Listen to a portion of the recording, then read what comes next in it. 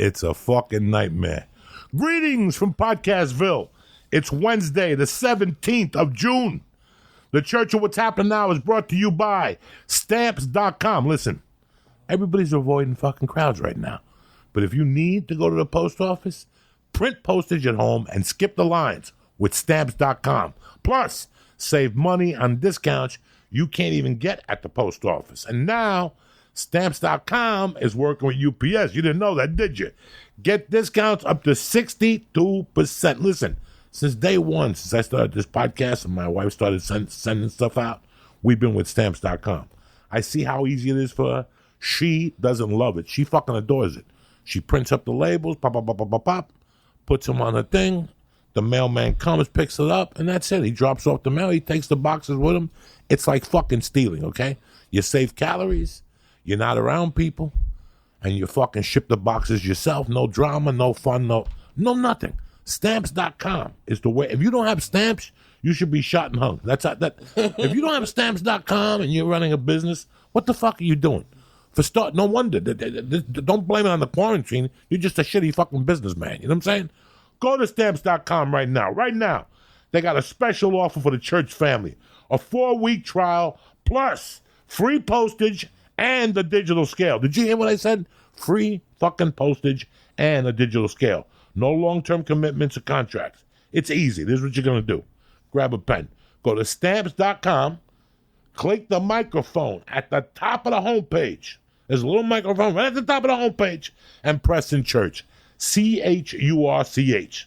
Listen, you're going to fucking tweet me and thank me like everybody else.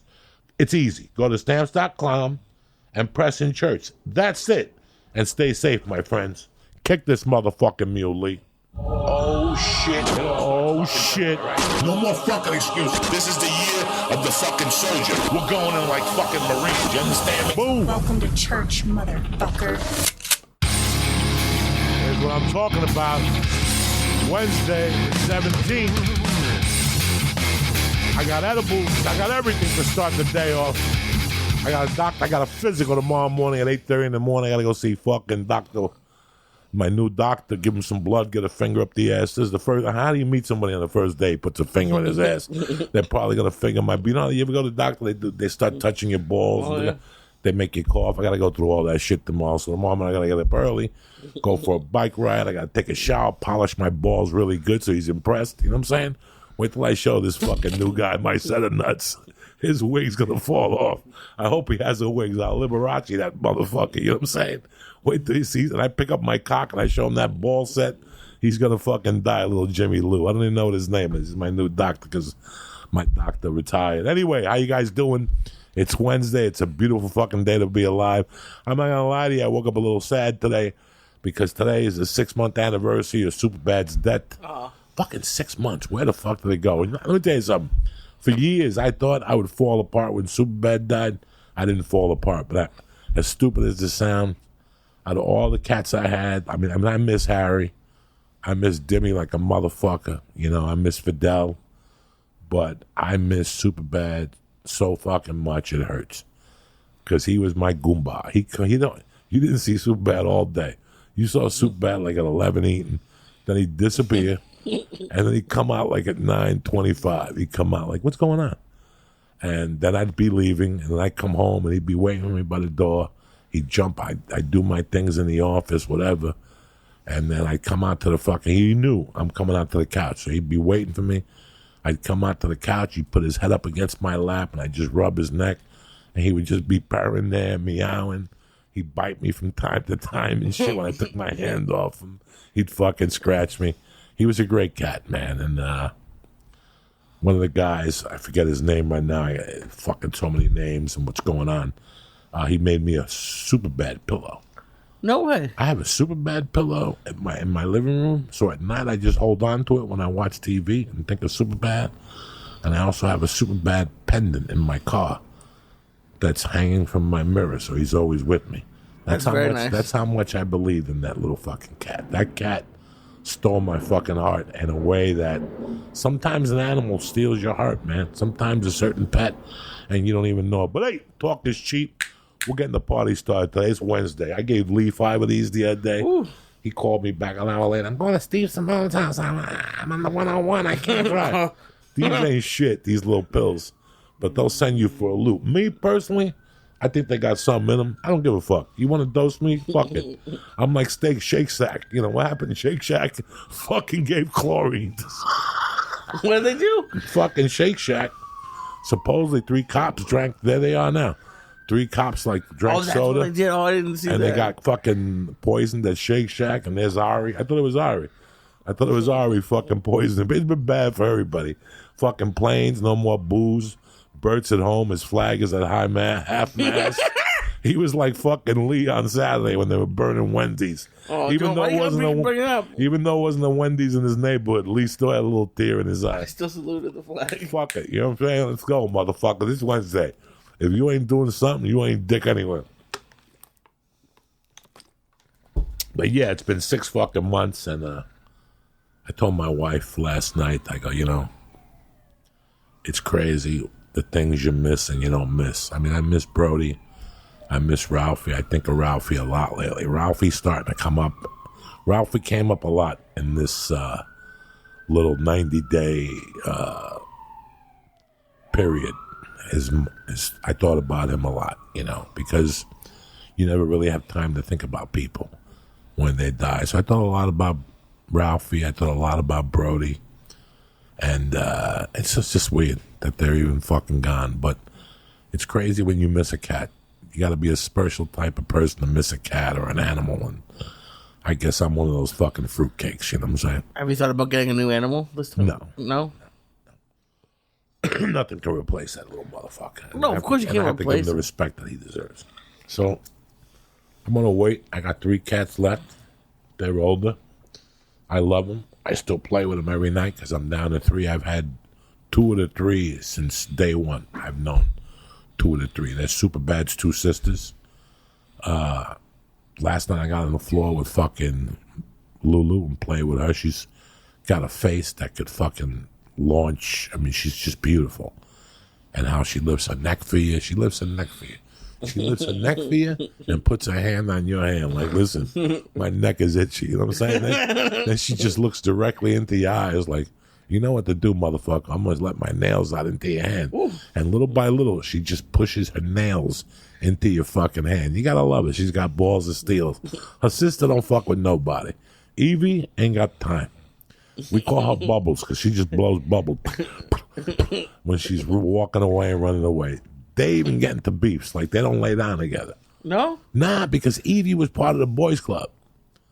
Evie told Lulu years ago to go fuck yourself. I want to hang out with the boys. And then when the boys died, Evie was stuck out in the cold. Nobody wanted no more. Lulu's like, oh, now you're going to come back and be my sister? Go fuck yourself. You know what I'm saying? I don't need you in my fucking life. What I need you in my fucking life for? So now they're not getting along. So Lulu sleeps by the TV. Wee Wee sleeps by the fucking stairs. And Super Gray, I don't know where the fuck she sleeps. She took over the garage. That's what my wife told me. Okay. She took over the garage. She lives in the garage. She got food in the garage. She got her own bugs in the garage. I gave her a fly the other day. I give Lulu flies, too. I don't just put them in a jar. Sometimes I smack them around and light them on fire and shit and get them high. Somehow I think that the flies that come attack me are your flies. That you just train them to somehow get me. How many flies do you have? Right now, I got 3 in captivation. I got 3 of them that I'm fucking experimenting with. I'm hitting them with fucking Xanax and fucking everything just to see. One is getting big. He's getting strong. He looks like the guy that fought Rocky in Rocky 4 from Russia. That's what he looks like. This motherfucker got a neck. No wings? So he took his wings? I only took 1 wing off these motherfuckers. They all got 1 wing there. That's what I call them. Johnny 1 wing, Stevie 1 wing, and I think the other one's a girl. I can't figure it out. But they're always on top. They're raping her in there. Like those 2 flies have been fucking her to death. You don't even move too much. I don't know what's wrong with her little fly legs. Oh, my God. But anyway. We need to get out of this quarantine. What happened? We need to get out of this quarantine. Listen, I know I killed a fly about 2 months ago, and he came back to haunt me. He's still alive in the house. He's bigger than a fucking motherfucker. He grew. I think the weed made him grow. Yeah. He's like a super fly. He don't come out too much, but when he comes out, you can hear him like. And he disappears. He goes down to the ground. Oh, He's kind of retarded. I fucked him up with the weed. I gave him, just did science labs with him. Like Auschwitz. Like, I just gave him different sounds to live with. I made him live in the dark. Made him live with fucking light, I hide him for a couple months. I fuck with them. I feed him. I give him a little piece of shit from time to time. God. Everybody's happy. I feel like even though Peter doesn't care about bugs, Peter's going to come after you for this. Ooh, fuck Peter. Anybody. What do you think you made him live with sounds? What does that mean? What sound? You said you make him live with sounds. Do you play different songs for them? I may play songs for them. I put Chinese music on and torture them just to see what they react to. Plants grow a lot better when they listen to music. If you play opera music, plants, so flies grow good to salsa music. They react tremendously to salsa music. They love Spanish music. I don't know what it is about flies. They start hanging on to the glass. Whatever. I don't give a fuck no more. It's Wednesday the 17th. Get your shit together. You got 6 more weeks of unemployment, cocksuckers. You better find a job. You're living big time right now on 1100. You're smoking cigarettes. You're hanging up on your boss. Wait till July 31st. You'll be like half the people in this town begging to suck a dick. Oh my God. I've never seen a town more people begging to suck dick now than ever. Really? Oh, if you got the small 50, you'll get your dick sucked 50? now. A good dick sucking. Jesus Christ. They're on Twitter. No, they're offering not. Dick sucking. Sure they are. They don't give a fuck. I saw a chick the other day talking about shit on Twitter. They're on Twitter. They're about to start sucking dick. I need to start following some people you're following. I don't know who you're... You don't got to follow nobody. Anybody who wants to suck a dick pops up to the top. What do you want to hear? About COVID or about some chick who sucks dick? Yes, whoever filters my shit is doing the right shit. There's some fucking chick on there sucking dick. I swear to God. Jesus. There's some weird people doing some weird stuff, and I can't blame them. They're trying to make a fucking living. They're trying to make a living. I'm not mad at nobody making a living. I don't. I know what things I want to do and what I don't want to do. I'm fine for now. We're fine. We'll struggle through this. It's going to get worse before it gets better, as you're seeing right now. But who gives a fuck? There's no debtor's prison. This has nothing to do with you. All you got to do is keep avoiding crowds, keep your mask on, wash your hands, and when some motherfucker goes to hug him, fucking mace him. It's working. I'm going to get myself one of those electrical guns that black guy got shot with. Yeah. Those electrical guns? I'm going to get one of those. I'm going to zap people with those fucking things. I felt like a pussy, but I bought mace the other night. I'm just to keep it in my car. You never know, Lee. You never know. Yeah. There's some weird things happening. People acting weird. Somebody might come up to you and ask you for change. When you're in your pocket, they want a mug. You don't know nothing. These are the times when you're driving and stuff, when you walk in that's why I don't even go to 7-Eleven, because there's such a negative vibe down there. Every time you go to 7-Eleven, there's 6 people waiting for you to get out of the car to drop a fucking napkin or your phone. So I don't even go down there. It's got nothing to do with me. That's all you need to do. Listen, this thing's going to keep getting out of control. You could do it 2 ways. You could be a part of it, or you could be the problem, or you could be the solution. I'm not blaming nobody, You know me, dog. I'm not. You want to go to a bar? Go to a bar. I wouldn't go to a bar. There is nothing that I want to do to be around people. I know that this grows around people, okay? If you go to a bar, listen, we have a hard time social distancing when we're sober. Can you imagine once you get 3 or 4 drinks in you, we want to give everybody a hug? Right. So all these things are kind of on the fucked up part. Right now, comedy's booming in some fucking countries. In some states, I fucking love comedy. I want you people to go out and fucking support. But listen, you guys know 300 people in a room don't work. No. Unless you're a fucking idiot. You know this just from New York, that 300 people in a room, the percentages are high, there's no ventilation, there's no windows, there's no fucking fresh air. Like I said, I'm not fucking Fidel Castro. I'm not here to tell nobody how to live, but I'm telling you how I'm going to live. Next week we're supposed to be in Brea. I have not heard anything. They called last week and said we're going to be there next week. For sure, we'll know Monday. It's fucking Wednesday. And I haven't heard. You know what annoys me about you is how you're right a lot. And I was just realizing that the way you live, everyone who I talk to, and they're like, "So when do you have a podcast?" I'm like, "I don't know." And the people don't they don't understand, and the way you live is just for today. I probably helped you for this because you're like the only one who isn't. You're like, I never worried about. No. I'm worried about I've today. been telling you guys since the podcast started. It's all about today. How you going to make money today? How you going to make it work today? How you going to keep together today? How you going to feed your family today? When people come up to me and talk to me about the future, I don't know what you're talking about. I don't want to talk about it. That's why I had a hard time as a comic. I don't know what I want to do in 3 months. I don't know how I'm going to feel. I'm for the day. Last night I told you I wanted chicken cutlets. Today I woke up and I'm in the mood for a pastrami sandwich. This ain't communist Cuba. This ain't communist Cuba. I think most people waste their time thinking about December. I can't stand it. Most people waste their time. I mean, I get emails every day. Hey, when are you coming to Cleveland? You know what? That's the wrong question to ask anybody. When are you coming anywhere? You know, I got to return back like, are you fucking retarded? Nobody's going nowhere. You don't want to be on a plane. You don't want your family on a fucking plane. So we make it work with what we have. I've been having a good time. I'm happy. For the first time in a long time, I'm happy from the inside out. I took a rest. I saw what it was. I saw what was behind me. And I'm also looking at what's in front of me. And I like what I'm fucking saying. I want to do the podcast to talk about something today specifically because it's coming up this weekend. It bothered me for years, but now I'm enjoying it. And it's fucking Father's Day. For you motherfuckers who haven't even thought about it, it's Father's Day on Sunday. So instead of worrying about whether football's coming back or whatever the fuck is coming back, it's Father's Day. So get your dad something. I don't know. Get him fucking MeUndies. Why did it bother you? Well, let's fucking go to the beginning. My father died when I was 3. Do I remember him? I could tell you whatever story you want me to tell you, but I don't remember him. I don't remember him. I remember situations, but I don't remember what he was like. I don't remember his voice. I don't remember his tone. So, for years growing up on Father's Day, I was a little sad. You know what I'm saying? Yeah. I mean, I think that's it's one of my worst fears is my parents dying. I can't imagine growing up and they're already dead. Yeah, so my father, you know, he was dead. So every year as a kid, you know, and I had a stepfather and whatever, but nah, it wasn't the same.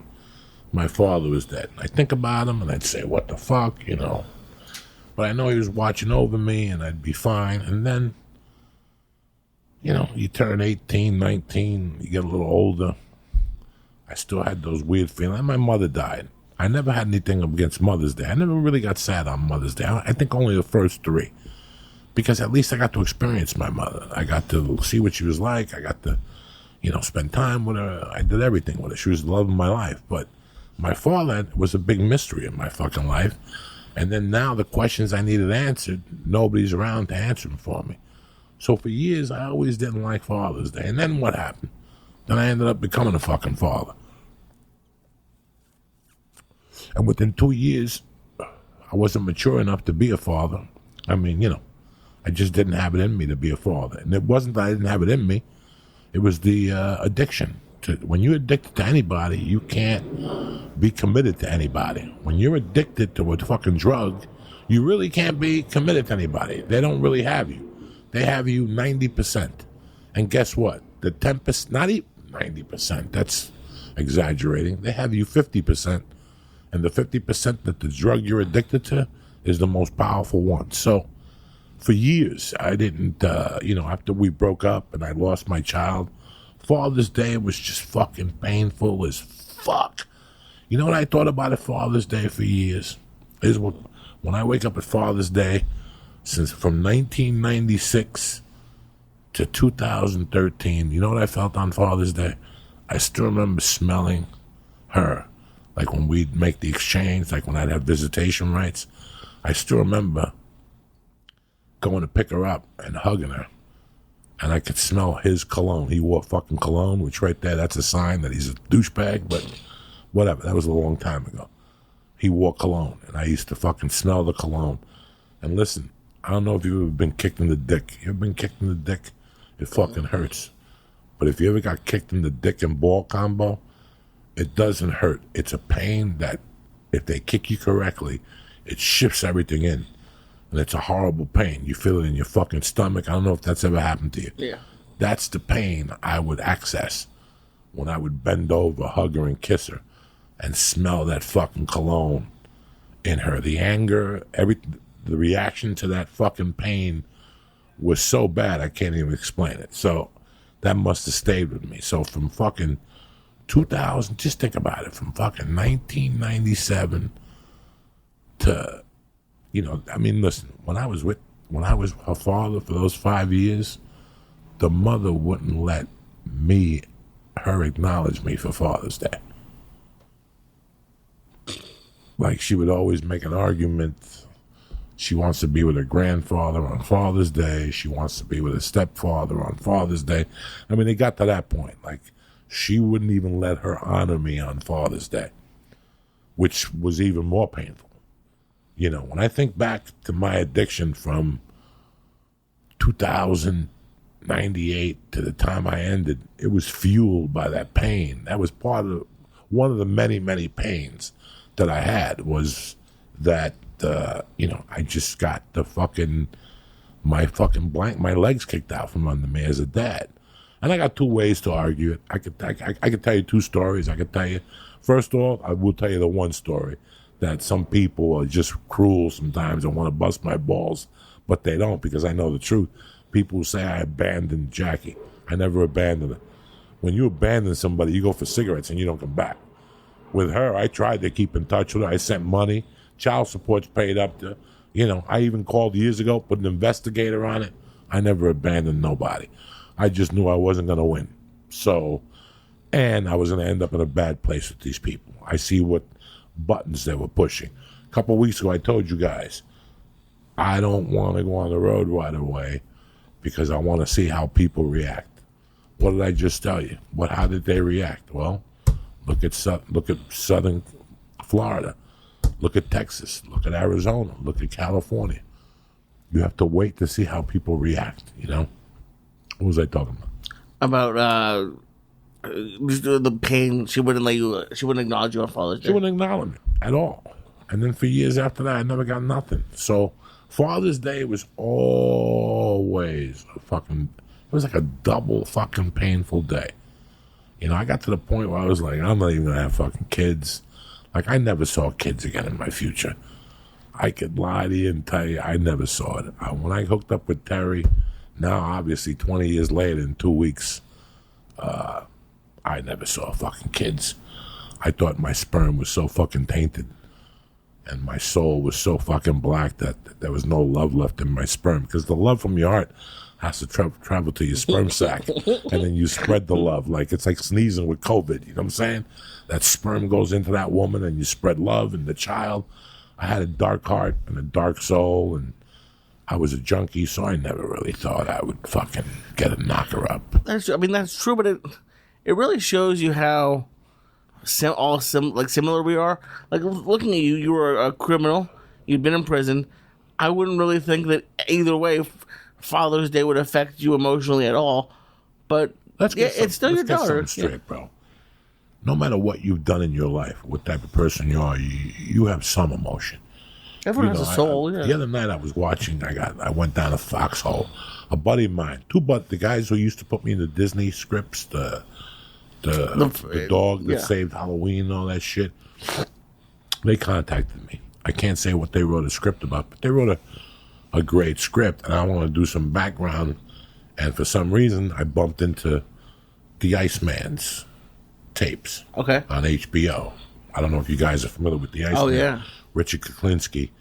And I looked at the first one when he first came on the scene, when Michael Bowden was doing the interviews, the guy who did the independent autopsy on George Floyd, that guy. That's the one you call when you want to find out exactly what they died of. When he did the first interview, I think it was him, he would talk to you about killing people like nothing happened. But when you brought up his family, everybody has some emotion.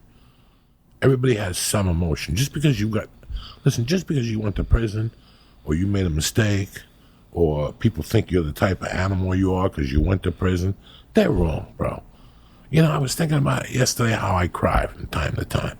And I'm like, people wouldn't think nothing. Because if you don't give a good cry from time to time, you ain't shit. You know, something has to bring you to emotion. I got emotional watching The Last Dance with Michael Jordan. I got emotional watching Bruce Lee. I got emotional watching this 40 for 40, 30 for 30 this week about the 2 home run hitters. Oh, good, yeah. Oh, that's, you know, I like baseball. I miss baseball. You know, I miss baseball. How many times have we sat here and I told you I don't watch sports? But an hour before I leave to go to the store or to go out, I would watch a baseball game. Not really an hour, 2 in it. Let them go up and let the other team bat. I get up and I leave. But that's how much I like baseball. Like, I miss baseball right now. Oh, yeah. So I think with this, the 30 for 30 with the home run hitters, I think it got me emotional. I found tears in my eyes. And I'm like, what would people think? I go, people wouldn't think nothing. Because I'm getting inspired. When I see those kind of shows, I get inspired. Bruce Lee, whether it was The Last Dance with Michael Jordan, you know, it just fucking inspires you. You know what's really burning me up right now? There's something that's burning me up. It burned me up the first time I saw it online, and that's why I stopped going online as much as I do. I'll tell you what happened. I've been seeing people, again, I'm not defending nobody. I'm just telling you what I feel. I've seen people post George Floyd's passed, and I've seen them post the African-American man who died in Atlanta's police record. You know what, man? They both made a ton of mistakes. You know? Does that give anybody a right? What we saw was one thing. What they did in the past was another. It scares a guy like me. Because what happens if, God forbid, tonight I go home, I go to bend over and pick up a kettlebell, and I have a heart attack? What are people going to be saying tomorrow? He was a good storyteller. He was an okay comic. But let's write it off. He was in prison. Let's not make him a martyr. He went to prison. It's not, going to prison is one thing. It's what you do after it. That's the other. So, I mean, you gave me the best compliment you gave me. You go, listen, I've started 20 podcasts with people, and the only one that worked is you, who's an ex-felon, and the whole fucking deal. It just shows you that we don't know nothing about character of people. You know, when Ari became my friend because of a personal situation he has. And he knows that people make mistakes. But in society, they automatically tell you you've been to prison, you're a bad person. That's what they teach you from day one, without even knowing what type of mistakes you're going to make as a young man or whatever the fuck, you know.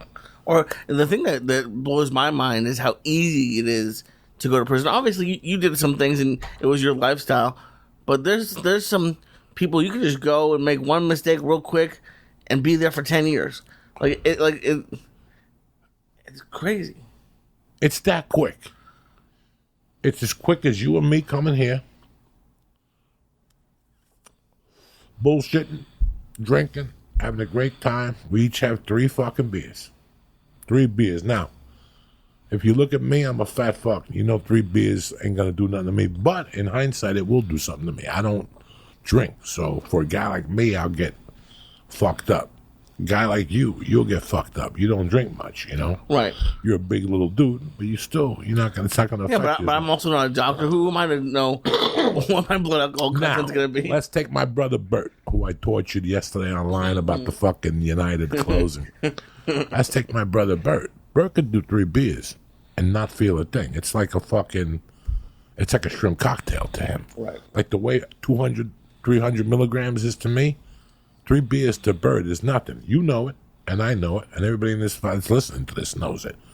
Bert could drink anybody under the fucking table with no Coke. God forbid that motherfucker did Coke. A couple weeks ago, they were goofing around, him and Tom, and they're like, what's a good drug for Bert to do? You think he would enjoy cocaine? I go, listen, that guy puts away fucking cocktails with no cocaine. I can't even imagine giving him 2 lines. It's all over. You might as well close the bar because he's drinking everything. They're going to put the toilet right there and let him go. Seriously, he could drink. So let's say Bert did 3 12-ounce fucking Heinekens. You and I both know Bert could drive with his eyes closed on fucking 3 Heinekens. Right. He could drive with his eyes closed on 3 Heinekens. Bert makes a right turn on fucking Chandler.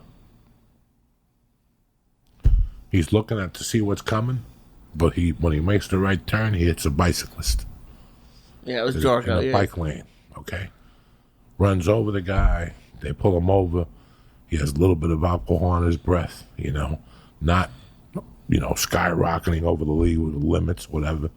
To you and me, it's an accident. The guy's riding his little. He wants to be speed racer at night.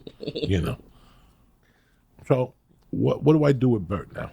So we give him 6 years for manslaughter, for being drunk, for a DUI. It's the right thing. Blah, blah, blah, blah, blah. I'm not saying that guy doesn't have his rights, but at the same time, we all know Bert. We love Bert. Does he deserve 6 years? But that's how quick your life could change. Yeah. 1 minute I was at the dentist office. The next minute I was putting a guy in handcuffs, putting him on the floor, dragging him into a room. 2 hour difference, 3 hour difference. That's how quick your life could change. You get in your car, you go out with your friends, you have a few drinks. Those are the guys that when I got locked up, one of my friends that was the head of the laundry was Steve Simone. Think about Steve Simone. Think about a guy like Steve Simone. He wouldn't wrong you.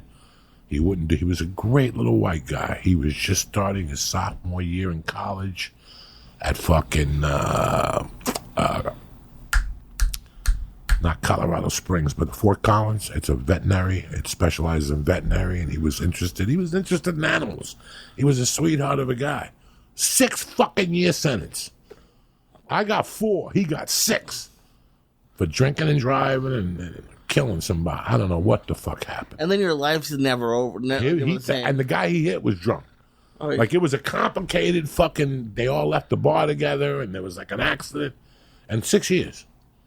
6 years. That guy was destined. That guy was not a criminal, by no means. He was destined to have a life. I'd see his family on visitation, and they were white, and they were like mortified. They would sit in that visiting room like it was the end of the world. They had never experienced this. This was not in their culture. Everybody else in that room, their culture was, being in jail, or they had some previous. These people never had this in their whole life. Every time they would come to visit him, I would look and I would feel horrible for them. And he would come over and introduce me to his family. Like I met him a couple times. And they would look at me like I was a fucking Frankenstein. But they knew I had their son's back. Right. And they would talk to me the more I'd see him. And then by Thanksgiving, they were nice to me. We both got sent in there like 3 days apart or something. Wow. So we were new. So we clung. I could tell he was scared. Yeah. His body language was telling me he was scared. So I just wanted to assure him that he was all right, that he was going to be okay. And then he finally confessed to me. He goes, I think they're going to rape me. And I go, no, they didn't. Look at this place. We were at a camp. Ain't nobody going to rape you. Unless you want to be raped, I'll pimp your shit out like Lee. You know what I'm saying? Comes on my lap, yeah. Yeah, come over here. No, but then, he was very... And then he fell into it. And by like November, we were fine. When I left, I forget what his name is. I'm sorry I didn't keep in touch with him. He was a solid little friend to me in there. We didn't hang out together at night because he was a little on the scared side. So he would stay in his room and read his books, and he kept to himself. And he was friends with the guys, like the African-American guys in his wing, made him feel a little secure. And, he helped people he was one of those guys that helped you read and helped you get a high school diploma and stuff like that. So he finally fit in because he was a pretty fucking smart guy. Right. But my heart went out for him every day because he was living in horror. He had never shoplifted a lighter. He had never jaywalked. But that's how quickly your life could change. You're at your buddy's house. 2 guys are watching football. They gambled. They get into an argument. The one guy calls the one guy a fucking Arab. The other guy calls him a fucking Chinaman. Next thing you know, somebody hits somebody with a thing. He hits them, they die. You're there. So many things could happen in this life without your control that you don't fucking know. But what are you going to do? Live like a fucking hermit in your basement? No, you got to enjoy life and take your chances. Yesterday, I didn't want to admit this to anybody 2 days ago. We put my daughter in a camp. That morning, I had to take anxiety medication. I never take anxiety medication in the morning, but at 7 a.m. when I woke up, I was in such a fucking specter of anxiety because I had to drop her off at a camp I wasn't familiar with. I went with the mother. We took a look around. It wasn't much, but she seemed interested. I looked at her. She nodded, and she ran in. Guys, she ran in there. I had to say, mercy. And she turned around, and I go, see you. She goes, see you. Boom. She was dying to get away from us. 3 fucking months in the house, and we've done everything we can with her. But she's so fucking independent. She shot the fuck out of there. So all day I was waiting. I had my phone on me. I'm waiting for the call. Come get me. This sucks. Somebody hit me. I thought all these bad, negative things. My wife comes to me. She goes, you want to pick her up with me? I said, absolutely. Let's go see. I was just going to see what the reaction was firsthand. I didn't want to hear it from my wife. Right. I pull up. My wife goes, you want to come in? I go, no. I sit in the car. I made a call. I tried to call you. The service was down that day. And next thing you know, the window was open. I hear them both come out. And the first thing I hear was, Mommy, can I come back tomorrow? And my wife goes, yeah, you do. And my fucking heart settled. Everything went away. That was the last of my anxiety. Because now at least she's got a camp that'll hold her over. Right. Until she gets bored, which is about 2 weeks. Right. But by that time, the other camp will be ready with the pool. Hopefully, if the numbers don't go up. And this is such a good example of people changing. Because to me, you're like, yeah, that guy was scared in jail. That would be me. I'd be terrified. And you now, 20 years later, you're nervous that your daughter might not enjoy camp. Yeah. what are you talking about? Because, dog, this means I can't get my book done. Right. Yeah. That means I'm on her she's on me all day. So I'm happy that. Plus, I didn't want her. Listen, these last couple generations that have come up, you fucking kids with your fucking computers and the staying in. The staying in bullshit drives me fucking crazy, kids. It drives me crazy. I've never seen a society like this.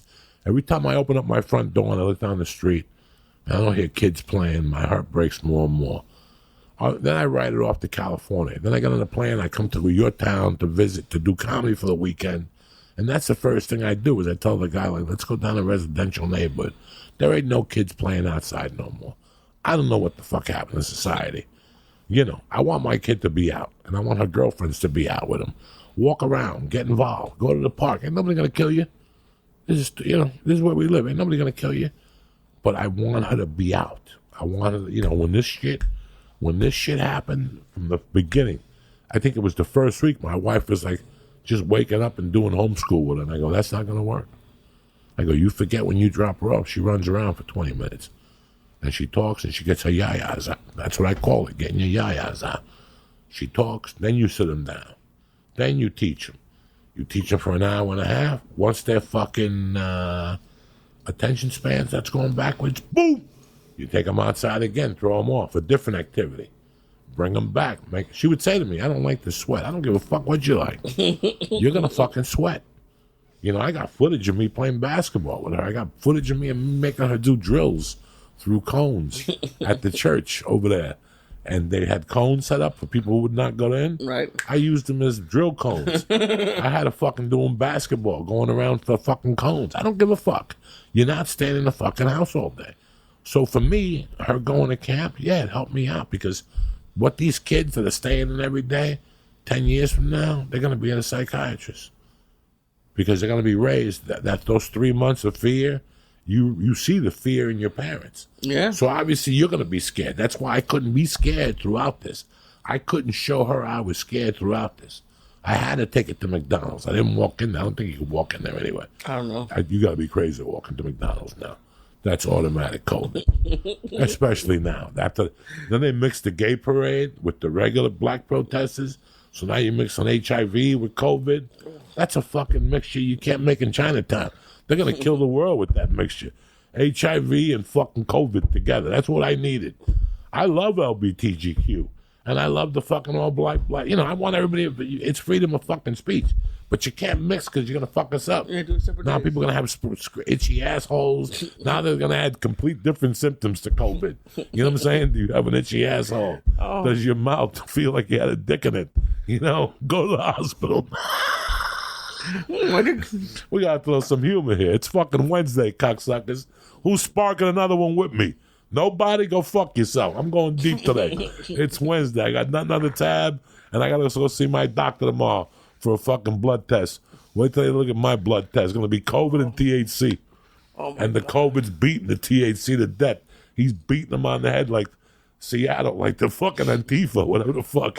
Hitting people in the head with sticks, those poor bastards. Or they're going to get hit.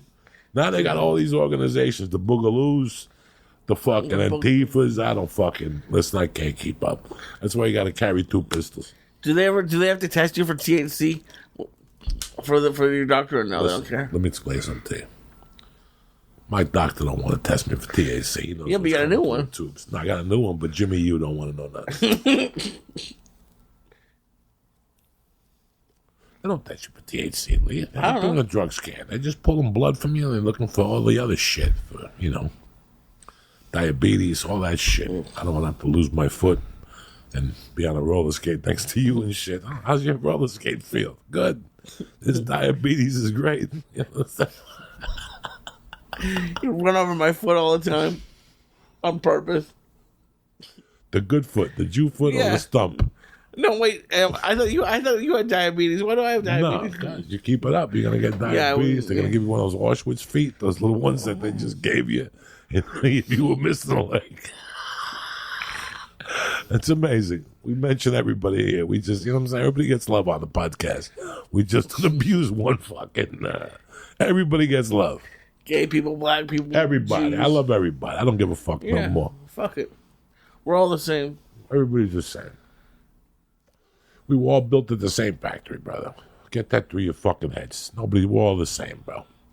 Whether you're gay, black, I don't give a fuck anymore. I love you all. Go fuck yourself if you don't. Go listen to somebody else. Anyway, talking about Father's Day. I fucking hated it. It put a knot in my fucking stomach. And then God gave me mercy. Do you remember your first Father's Day with her? A little painful at first. The first 2 were a little hard to digest. You know, when for years somebody tells you you're not a good dad, and then one day you realized you weren't a good dad at that time. Because after I had Mercy, and I think by the time Mercy was 5, I made a conscious decision. I think I said on the podcast that I was doing something with Mercy one day. I had fed her, like it was her and I had her, like my wife had something, so I had to feed her and do all that stuff. And I remember sitting next to her and saying prayers and thinking, I could never have done this 20 years ago. Like what I just did, I could have never done this. When I was going through all that stuff with my older daughter, Jackie, I couldn't have handled doing what I'm doing right now. And that's when I realized that I wasn't ready to be a dad. My ex-wife was right. My ex-wife was correct. I was not, by all means, ready for what I had on my plate. Because of the coke, because of my macho-ness, because of my hard-headedness and my stubbornness, I fought her. I didn't want to lose my name to her. I just wasn't ready to be a dad at that time. But when I did become ready to be a dad, she was all grown up. And that's the truth. That's the honest to God truth. Now, with Mercy came, I was ready to be a dad, and I proved that to myself now. So, you know what? Mercy's 7. I had Jacqueline until she was 5, and I had my little situation, and I had to devote myself to comedy. Gave my wife an out. They took her to England. We lost contact for a while on purpose. Then I called the house and reconnected. And from there on in, it was just a long and valley. And I came to grips with it. And then God threw Jackie and my fucking Mercy on my lap. Just because I came to grips with what had happened, boom, God threw a fucking fastball at me. And guess what? I hit it out of the fucking park. And now today, today I feel like a dad. I'm ready to accept a gift on Sunday and tell her I love her and hang out with her. I don't know where we're going to go. Everything's fucking closed, you know. I was hoping Universal's open, but the rides aren't. You can still go up there, park for free, and walk. Some of the restaurants are open. You know, I don't know if I'm ready to You're not going to grill? You're not going to dad it up and put an apron and a grill outside? Uncle Joey's the master of a lot of things. They're all psychological. Cooking ain't one of them. Really? You don't grill? I figured you'd be good at steaks. My wife is good. Interesting. Yeah, I don't touch that. To me, that's how I know I'm not ready to be a dad. Like I just, because my dad didn't do a lot of kid stuff. He did some stuff, but like, he was always outside on the grill and knew how to do that. I didn't understand the child. When I was on the coke in 95 and 91, I didn't understand the child. I was still a fucking child. Yeah. I was still a child who was on drugs, who had regressed 20 fucking times, you know? I wasn't fucking ready. That's why I know now in my heart that when I'm with Mercy and I do little things, you know, especially during this quarantine, I've made something of this quarantine. I'm very happy that I made something of myself during this quarantine. I got stronger. I took a breather. It let me look at myself, my past, and let me look at my future. And I suggested it to you guys. I told you since day one, get your money back from those tickets. Did I not tell them? What are you told? Get your money back. Something doesn't feel right. Pack your refrigerators with food. Put away your money. Get your weapons ready. Get your explosives just in case somebody wants to come in your fucking door. Because listen, in 2 weeks, if we don't go back to work or if they start doing shut-ins or whatever, because just because things are open don't mean restaurants are doing great. No. I spoke to my friend the other day that owns a Thai restaurant. Did $100 on Friday. They did $100 worth of business on Friday. So we expected to reopen for all these people to come out and be spending money. It'd be like 1920. It's not happening. But listen, in Florida, they're going out. In Arizona, they're going out. And in Texas, they're going out big time. And listen, like I said, I'm not Fidel Castro. I'm not Fidel Castro by no means. I'm sure if I was 18, I'd still be out there snorting coke with a mask on, a little hold it. You know me, I'm not gonna lie to nobody. But just keep your eyes open, man. You know what? Avoid a fucking if it's over 8 people, you don't want to fucking really be there. You don't want to be there. Listen, I let life dictate itself. I would love to do comedy next weekend. Did you see that fucking Jack Jr. posted he was doing a show Wednesday? No. He was doing a show Wednesday. Tonight he was doing a show. He had it planned, advertised. They called him up. They said, listen, I don't know if you know this. You ain't doing no show. Whoa. They said, we don't give a, what the numbers are down. We don't give a Frenchman's fuck. You ain't doing no show. You want to open up and sell chicken wings? Go ahead. You want to sell a couple cocktails? Then Jack Jr. said, well, we'll do it in the backyard. And they said, no, you won't. So that's just so you people know what's going on in California. Well, yeah, I mean, you posted the other day they already canceled the Oscars. Yeah. Well, they canceled the Oscars for the wrong reasons. And I'm very sorry I posted that. They didn't cancel the Oscars because they expect something. They canceled the Oscars because they're not shooting no movies right now. Okay. So you have such a 3-month gap of no movies. No one's going to win. Yeah. So nobody's going to win nothing. There's going to be 3 movies going up against themselves. So they want to give people an opportunity to get their movies out there. I mean, I'm expecting to hear from The Sopranos any day now on the prequel. Any day. And when I hear from them, it's going to be a week later. They're flying me in. I'm going to hear from them to go take a COVID test. Oof. And to send them the results. And then they'll see from there, and then they'll plan the whole thing after that. When I land at the airport, they'll give me a COVID test. They'll give me a COVID test at the hotel before I check in, on the set, and then after the set, whatever, it's going to be a quick shoot. You can't shoot long hours. So I'm expecting that. And that's it. That's all I know for right now. All I know is today. Like you said to me, today. Guys, look, I learned a long time ago. I saw people who sat there and made plans for fucking 3 years. The garbage needs to come down. This is what I'm saying. The hits don't stop. I had an ambulance chase. I had fucking Johnny Helicopter out there for 10 minutes. Now I got this guy going backwards. He don't want to hit nobody. Ain't nobody out there. Turn the fucking beeper off. And if you hit somebody, all you're going to hear is, and you just take off. Go, fuck it. I don't know nothing. Who hit him? COVID. I love this marijuana, guys. I love Wednesdays. Most people hate Wednesday. It's hump day. No, it is. It's just not a day to get stoned to the fucking gills and look at life for what it is. You're collecting unemployment, whatever the fuck you're doing, there's no debt as prison. Hang on, bitches. But anyway, back to Father's Day, man. I became a dad, and I'm fucking happy. So thank you very much. And you guys helped a lot. You guys helped a lot with your emails and your questions. A lot of people questioned my story about Jackie and what happened. And hey, whatever you want to believe, whatever put down you got for me, go ahead, believe it. But I'm telling you right now, nobody got abandoned. Nobody was missing fucking meals. Everything was planned. Everything. I saw the future. I was like, listen, this is either going to end me up in prison or something bad is going to happen here. Either way, I'm going to lose. I had already been thrown out of the Comedy Works on a fake fucking sexual, I grabbed some girl's ass charge. And I knew that that was just the beginning of the bullshit coming my way. So I'm happy I took the sign. Listen, that's what I was trying to say to you people. Sometimes life gives you fucking signs. You don't need to even get involved sometimes. Life will give you signs. And it's not more eminent to me than when I started doing stand-up comedy. You got to read the signs life gives you and roll with it. It's not going to happen. Maybe that's the way whoever's watching over me, Buddha, the Jew God, Jihad, whatever, who's ever looking over you. Is that his name, Jihad? I don't fucking know. I don't know. I think it's Jihad. I don't know who he said.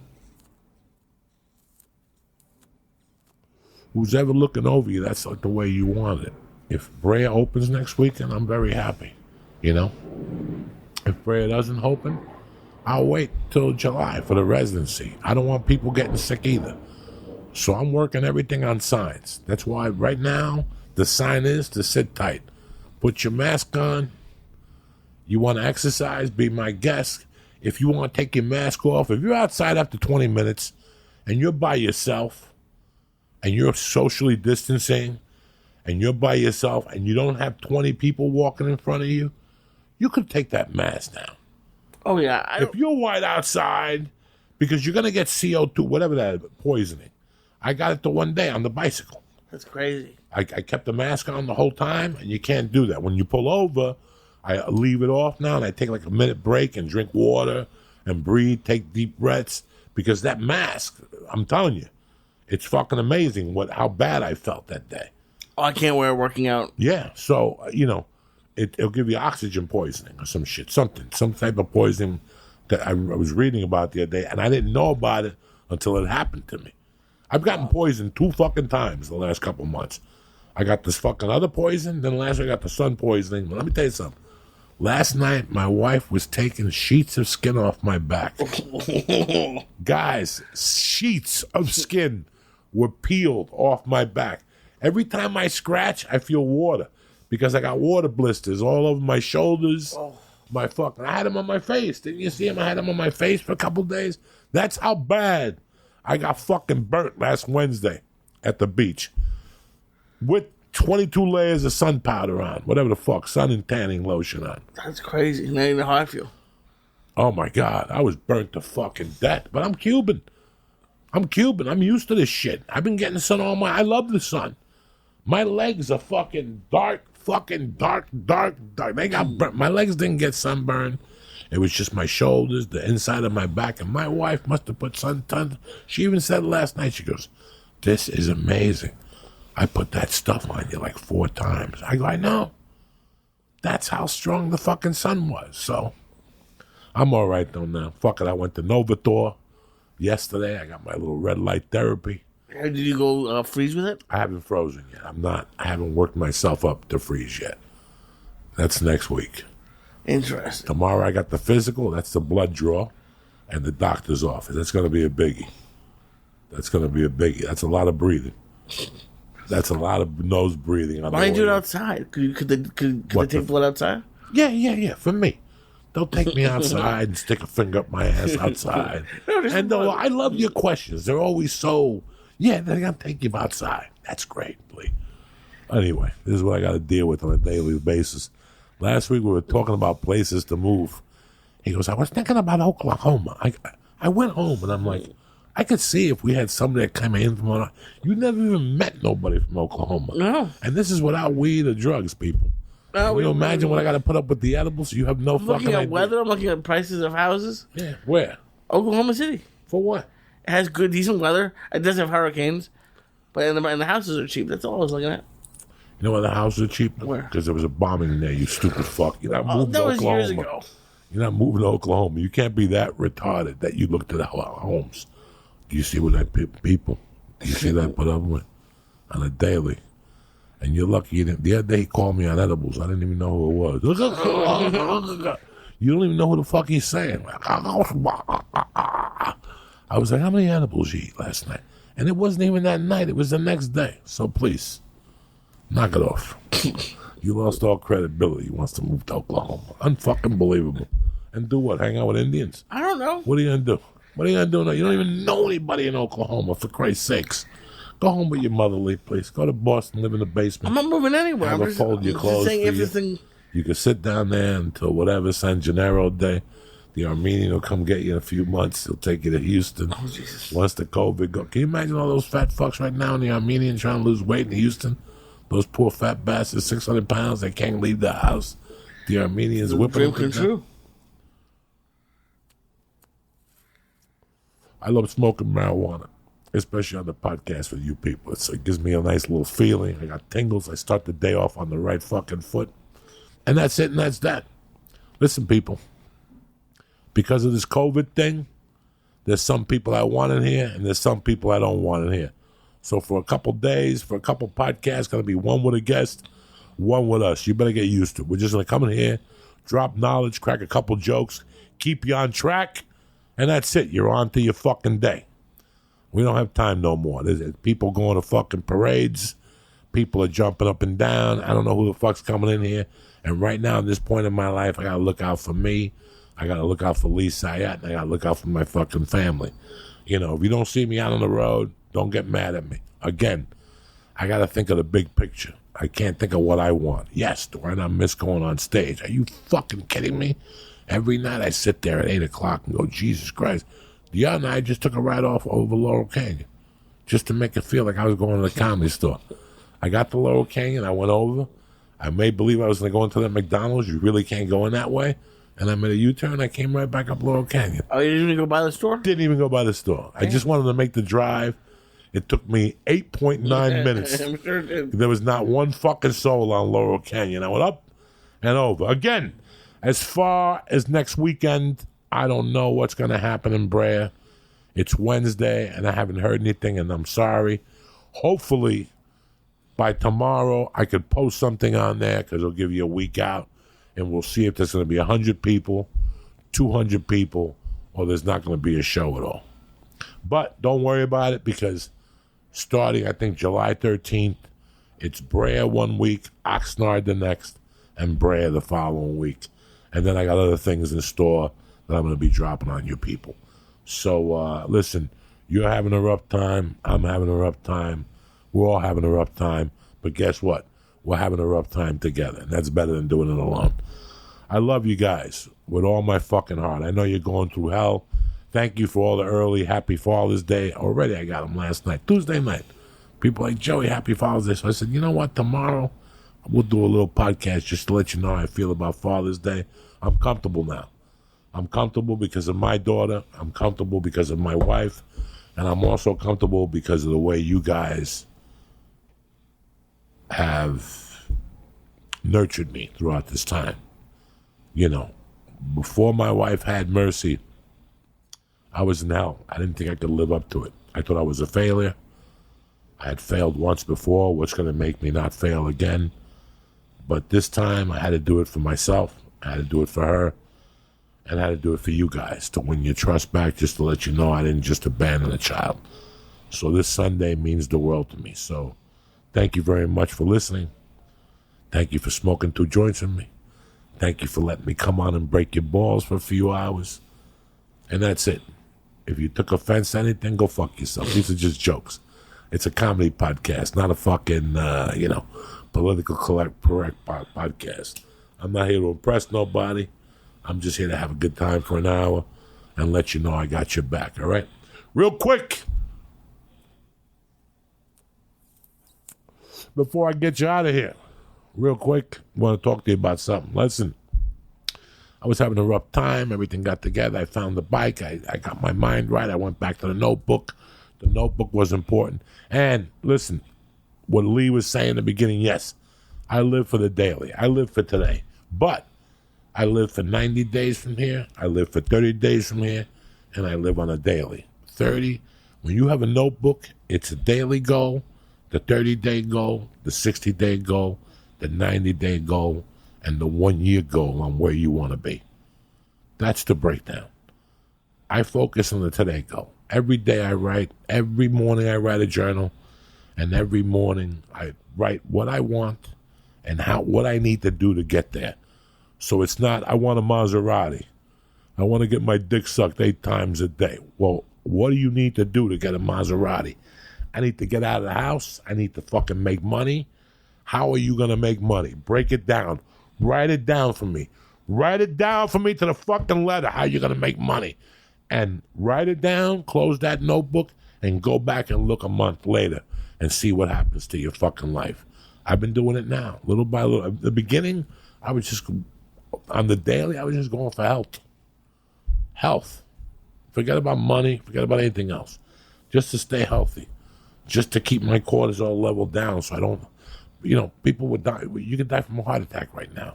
From stressing out about your bills, your small business, your money, your whatever. I told you, there's no debtor's prison.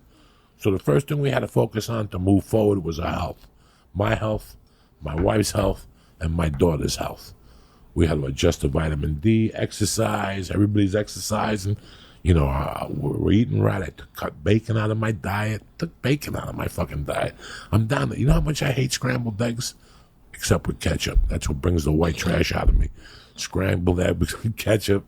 Ooh, fucking delicious. With a piece of fucking wheat bread in the morning. So I cut my points down for breakfast. It takes me a lot longer. So guys, listen, I don't just talk the talk.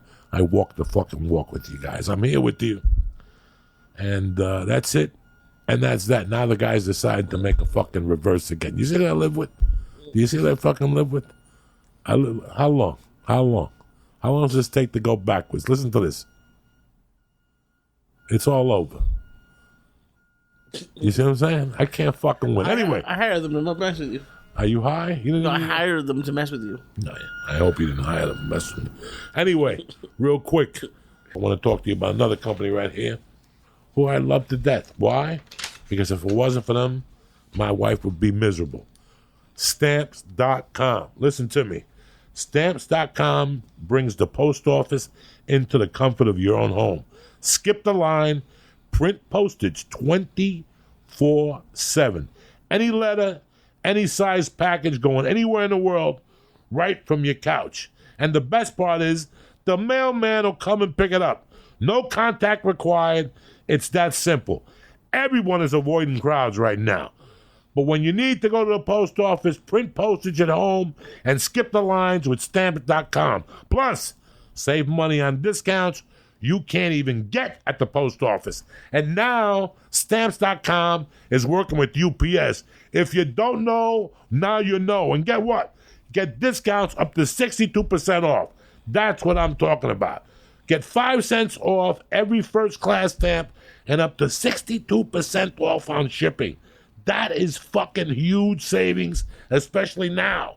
Save up to 62% on UPS rates. Are you crazy? Plus, never pay residential surcharges again. You can't beat that. So do me a favor. If you have a small business, you're selling T-shirts, pictures, whatever the hell you're doing, this is the way to go. You want to be a fucking machine. You want your business to be a fucking machine. Go to Stamps.com is a no-brainer, especially now, because they're going to save you time and money and keep you safe by avoiding fucking crowds anywhere. Okay? So right now, they got a special offer. Do me a favor. For the church family, hey, I know you're struggling. This is the way to make a comeback. 4-week trial period, plus free postage and a digital scale. Joy, what are you talking about? 4-week trial, free postage, and a digital scale. No long-term commitment to contracts. It's easy. Just go to stamps.com, click on the microphone at the top of the homepage, and press in church. Who are you? What, are you crazy? You're going to save 62% on UPS, and you get 5 cents off every first-class stamp. Who does that for you? Uncle motherfucking Joey. Go to stamps.com, click on the microphone at the top of the homepage, and press in church. Give the hubster some work. She's a fucking mailman, that cocksucker. Go to stamps.com and press in church. And stay safe, my friends. Listen, first of all, I want to wish all the fathers who listen to a podcast a happy Father's Day from the bottom of my heart. And all the mothers, because you mothers are part-time fucking fathers, too. And that's it and that's that. I hope you have a great weekend. I hope you stay safe. I hope you stay healthy. I hope nothing gets into you. Wear your mask. Wash your hands. Whatever the fuck they tell you to do, just do. If it's 6 feet, go 8 feet. Drink your water. Bang your wife. And that's it. Spread the love, brother. That's all. You got nothing to be angry about. You know why? You're motherfucking alive. That's the most important thing. Everything else, there's no debtor's prison. Somebody will give you a fucking apple. You can always hit somebody in the head. You know, something. Something's always up. I love you guys. Thank you very much for listening to the Church of What's Happening Now. We'll see you Monday morning, bright and early. Tip-top, Magoo, ready to go. Stay black. Have a great weekend. Kick this fucking mule, Lee.